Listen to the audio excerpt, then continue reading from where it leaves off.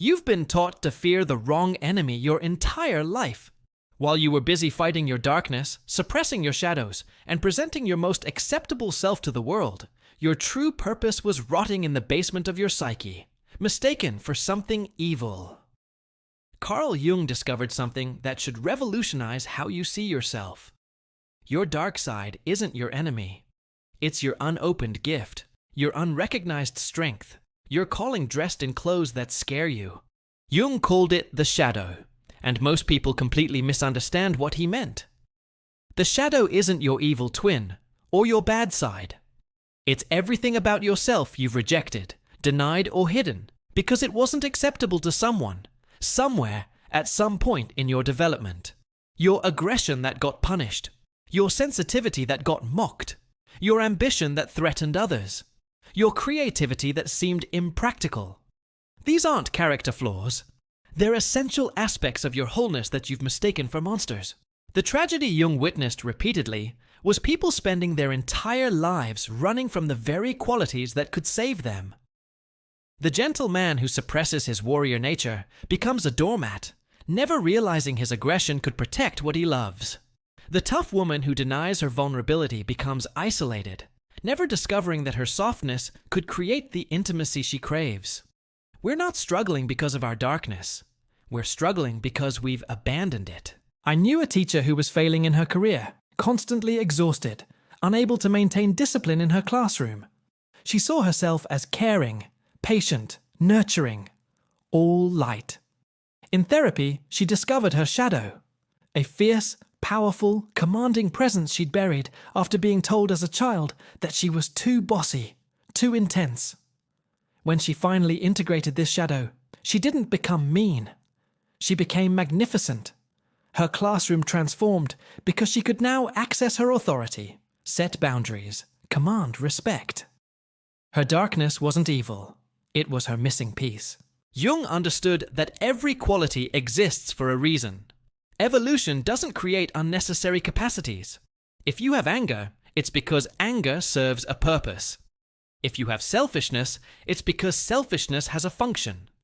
The problem isn't having these qualities. It's either repressing them entirely or expressing them unconsciously. Repressed anger becomes depression or passive aggression. Repressed selfishness becomes resentment or martyrdom. But integrated anger becomes the ability to defend boundaries. Integrated selfishness becomes necessary self-care. Your shadow contains your true purpose because it contains your full power. Think about it. You've been operating at maybe 50% capacity, using only the qualities deemed acceptable. Meanwhile, the other 50% of your power, creativity, and strength sits in the shadow, unused. It's like trying to swim with one arm tied behind your back, then wondering why you're drowning. Your purpose requires all of you, not just your pretty parts. Here's what's really dark. Society needs you weak. It needs you to reject your power, doubt your instincts, suppress your full nature. A person in full possession of their shadow is ungovernable, unpredictable, unable to be controlled through shame or fear. So from birth, you're trained to cut yourself in half, to disown your power, to fear your own strength. They call it civilization, but Jung called it mutilation. The shadow isn't just personal, it's collective. Entire aspects of human nature have been driven into the collective shadow. Feminine rage, masculine tenderness, the wild, the instinctual, the ecstatic. We live in a sanitized world, terrified of its own nature, and then we wonder why we're depressed, anxious, feeling like something essential is missing. It is missing. We've buried it alive, and it's screaming from underground. Your specific shadow contains clues to your specific purpose. What you've been most ashamed of, most afraid of, most determined to hide. That's often where your greatest gift lies. The artist who hides their creativity, because it's not practical. Their purpose requires that creativity. The leader who suppresses their authority because it feels too aggressive. Their purpose demands that authority. The healer who denies their own wounds because they're supposed to be strong. Their purpose needs those wounds. Jung observed that the shadow often appears in dreams as a figure of the same sex, who embodies everything we're not, or think we're not. The criminal, the prostitute, the failure, the tyrant. We wake up disturbed, not realizing our psyche is trying to show us our missing pieces. These aren't warnings about who to avoid becoming. They're invitations to reclaim disowned aspects of ourselves. I worked with a CEO who kept dreaming about a homeless man. The dream figure disgusted him. Lazy, worthless, contributing nothing. Through shadow work, he realized this figure represented his ability to just be, without producing, without achieving. His whole life was performance, achievement, productivity. His shadow contained the ability to exist without justification, and he needed it desperately. His purpose wasn't just to achieve, but to model a different way of being valuable. The projection mechanism is how we avoid our shadow while unconsciously seeking it. We're irrationally triggered by certain people because they embody our disowned qualities. Hate someone's arrogance? You've probably disowned your own healthy pride. Disgusted by someone's weakness? You've likely rejected your own vulnerability.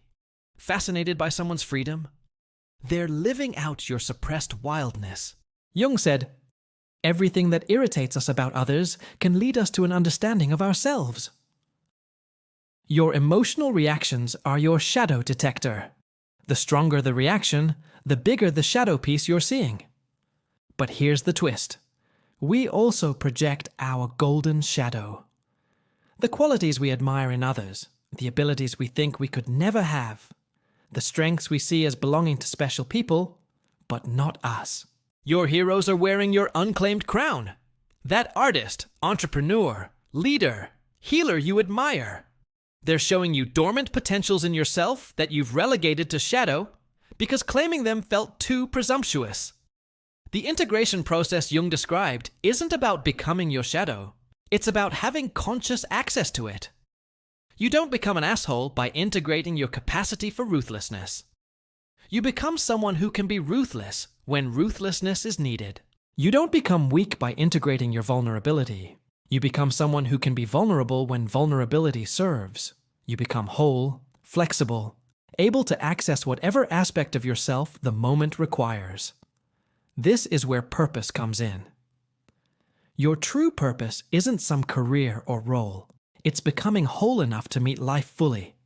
It's developing all your capacities so you can respond to what life asks of you. Sometimes life needs your gentleness. Sometimes your ferocity. Sometimes your creativity. Sometimes your discipline. If half of you is in shadow, you can only meet half of life. The religious traditions got this backwards, Jung believed. They made the shadow evil, something to be conquered or transcended. But the shadow isn't evil, it's human.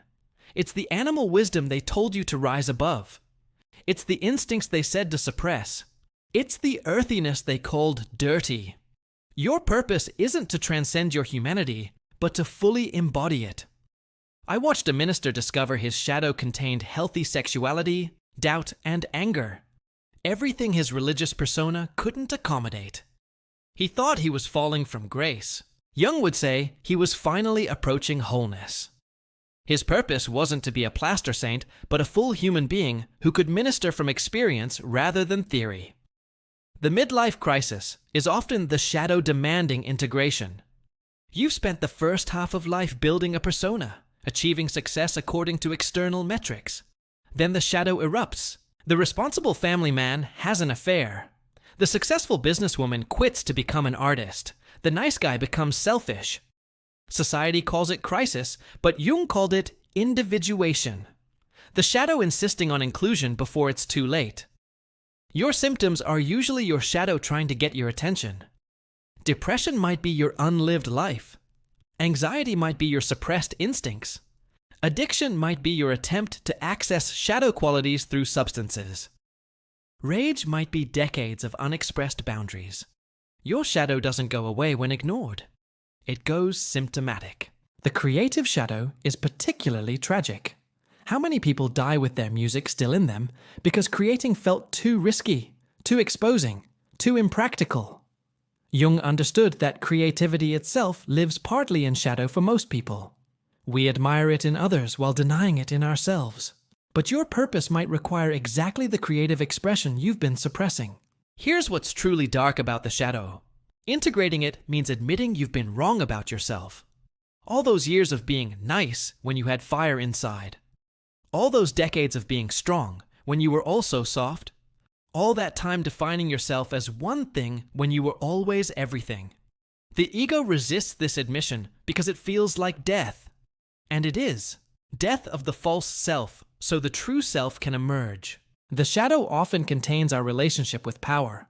We're taught power corrupts, that wanting power is bad, that having power is dangerous. So we disown our power, then wonder why we feel victimized, ineffective, unable to create change. Jung knew that disowned power doesn't disappear. It turns into shadow power, manipulation, passive aggression, victimhood, control through weakness. A woman discovered her shadow contained a queen, powerful, commanding, expecting service. She'd spent 40 years being a servant, resentful but humble. When she integrated her inner queen, she didn't become entitled. She became someone who knew her worth, could receive service gracefully, could lead naturally. Her purpose required her sovereignty, but she'd buried it as selfish. The sexual shadow holds enormous power and purpose. Not just lust or desire, but life force itself. Eros, the drive toward connection, creation, aliveness.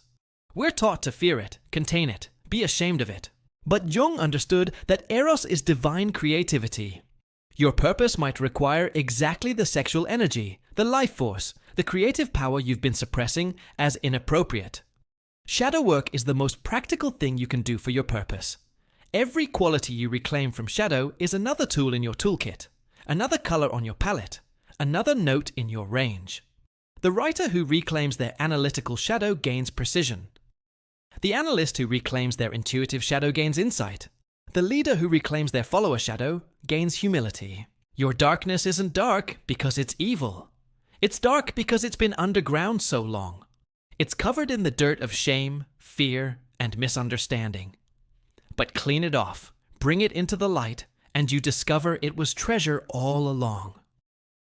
The very qualities you've been most afraid of are often the ones that would make you most effective, most authentic, most purposeful. Jung's most radical insight was that wholeness, not goodness, is the goal. A whole person has access to their entire range, light and dark, acceptable and unacceptable, persona and shadow. They're not ruled by their darkness, but they're not afraid of it either. They can touch it, use it, integrate it in service of their purpose. Think about the people who've actually changed the world. They weren't nice. They weren't purely good. They had edge, darkness, shadow qualities they could access. Martin Luther King Jr. had rage he channeled into resistance. Mother Teresa had fierceness beneath her compassion. Gandhi had steel beneath his nonviolence. Their shadows weren't obstacles to their purpose. They were essential to it. Your purpose isn't to be good. It's to be whole. It's to reclaim every part of yourself that you've disowned. Integrate every quality you've rejected. Embody every aspect you've feared. Your shadow contains missing pieces of your purpose. That anger you suppress, it might be the fuel for necessary change. That selfishness you deny, it might be the self-care that sustains your service. That arrogance you hide, it might be the confidence your leadership requires. The path to purpose through shadow isn't easy. It requires facing everything you've spent your life avoiding.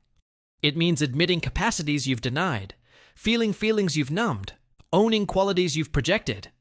It's psychological death and rebirth. But on the other side is something precious. Your full self, available for whatever life asks of you. Jung's invitation is clear. Stop fighting your darkness and start mining it for gold. Stop fearing your shadow and start integrating it. Stop trying to be good and start becoming whole. Your dark side isn't evil. It's your missing piece. Your shadow isn't your enemy. It's your unopened gift. Your darkness isn't what's stopping you. It's what's calling you. Your true purpose requires all of you. Not just your light, but your darkness. Not just your acceptable qualities, but your forbidden ones. Not just your persona, but your shadow. The world doesn't need another partially alive person performing goodness. It needs whole human beings, integrated shadows and all, living their actual purpose with their full power. That's Jung's dark gift to you, the knowledge that what you've been running from is what you've been looking for. Your shadow is your purpose, waiting in the dark, holding the exact qualities you need to become who you're meant to be. All you have to do is stop calling it evil and start recognizing it as essential. Stop fearing it and start integrating it. Stop running from it and start running toward it. In that darkness lies your light. In that shadow lives your purpose. In that feared territory waits your true self, whole and powerful, ready to meet life with everything you are, rather than half of what you could be.